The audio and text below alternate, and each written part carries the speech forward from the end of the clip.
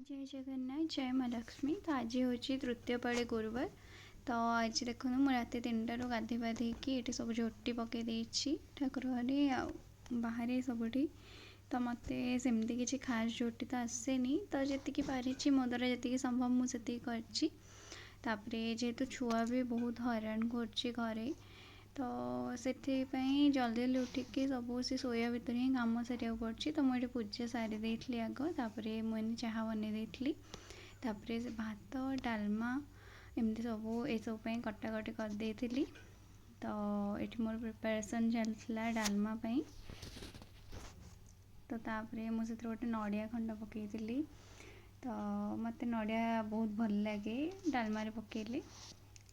तो ये मु कोसला शाग नहीं भाजी देती जेहेतु भोग लगे। तापर ये देखु घरे तैयारी कर रखी घी ताको पकईकि आमर खीरी प्रिपरेशन करी। मु चाउल आ छेना खीरी बनई चाउल और छेना मिसेकी। तो यहाँ भोग लगे मु बनाऊली।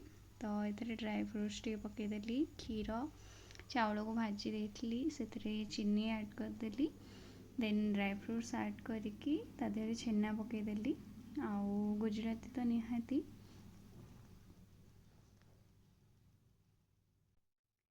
तो ये देखो आमर बनी जाइला आमर खीरी। तो से मिल्क मेड ऐड कर देती। तो ये आमर खीरी बनी प्रस्तुत हो जाए। तो मुझे नहीं माँ को भोग लगे देती फास्ट, तापर से सर्व करी समस्त।